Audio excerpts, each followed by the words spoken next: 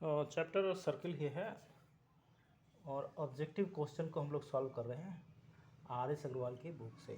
ठीक है, इसमें ये क्वेश्चन नंबर है 12। इसमें कहता है कि circumference of a circle is 44 centimetre. Circumference of circle कितना है? 44 सेंटीमीटर। भाई देखिए, सरकमफ्रेंस क्या होता है? सरकमफ्रेंस होता है ये जो बाहर बाहर डिस्टेंस है, एक पैरामीटर होता है सर्कल के लिए, उसके लिए अलग नाम चूज कर लेते हैं, सरकमफ्रेंस ऑफ सर्कल। तो ये कितना है? 44 सेंटीमीटर है। ओके, रेडियस तो नहीं मालूम है, तो रेडियस को आर मान लेते हैं।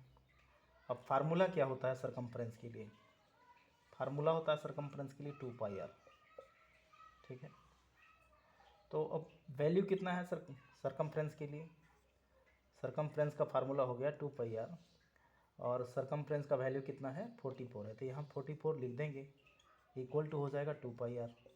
ठीक है, हमें सॉल्व किसके लिए करना है? आप चाहें तो इसको 2πr इक्वल टू 44 भी लिख सकते हैं। अब देखिए, हमें वैल्यू चाहिए आर का, रेडियस का। तो क्या करेंगे हम? एक स्टेप में मान लो 44 है तो 2 को इस तरफ भेज दिए तो बाई 22 हो गया, इधर आ गया पाई और आर। ठीक है, 2 से कैंसिल हो गया, ये 22 हो गया। ओके, पाई का वैल्यू होता कितना है आपको ध्यान में रखना है कि पाई का वैल्यू होता है 22/7। ठीक है ना, ये ध्यान में रखने लायक बात है।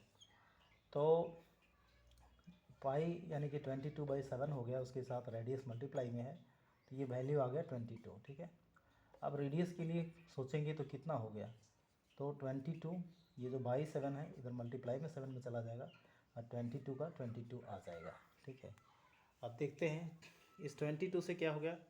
22 से 22 कैंसिल हो जाएगा। ठीक है ना, 22 से 22 कैंसिल हो जाएगा। ठीक है, तो ये 22 से 22 कैंसिल हो गया तो फाइनली क्या बच गया?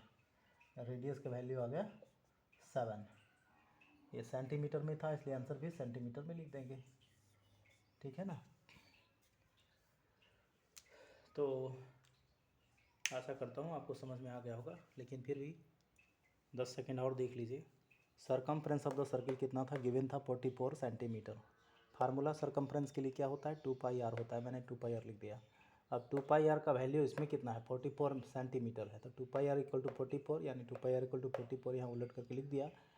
अब देखिए, 2 को दूसरी तरफ भेज दिया, 2 से 22 टाइम्स कैंसिल हो गया, रेडियस बच गया। रेडियस को बचा के रखना है क्योंकि रेडियस का वैल्यू निकालना है। 22/7 का साइड चेंज किए तो 7 ऊपर चला गया, 22 नीचे आ गया, कैंसिल हो गया मल्टीप्लाई करने में और डिवाइड करने के चक्कर में।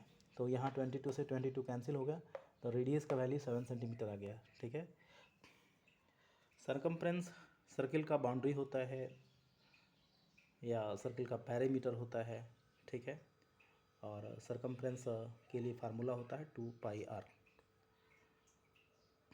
इसमें कई बार क्या है, किसी किसी को थोड़ा बहुत कन्फ्यूज़न रहता है कि πr² होगा कि 2πr होगा। तो इसमें मेरा यही कहना है कि जब भी एरिया होता है तो एरिया में साइड आपस में मल्टीप्लाई होता है। तो यहाँ रेडियस है, रेडियस के साथ मल्टीप्लाई हो रहा है तो r² में जा रहा है, तो πr² जो होगा ना, r² में जा रहा है, πr² जो हो जाएगा वो दरअसल एरिया ही हो जाएगा। πr² जो होगा वो क्या होगा? एरिया होगा। और 2πr जो होगा वो सरकमफ्रेंस होगा यानी कि डिस्टेंस होगा।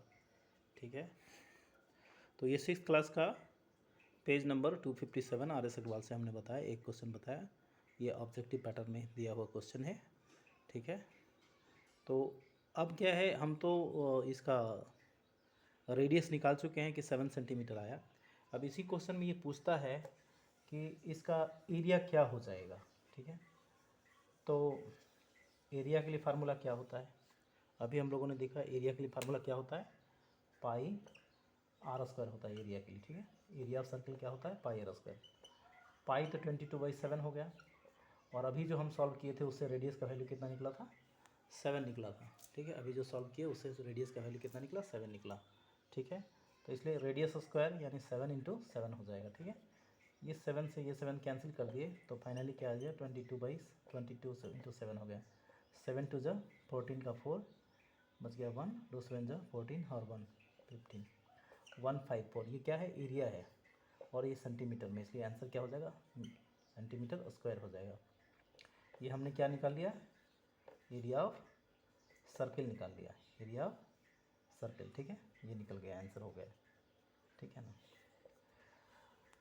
तो इस तरह से उम्मीद है आपको समझ में आया होगा, ठीक है ना।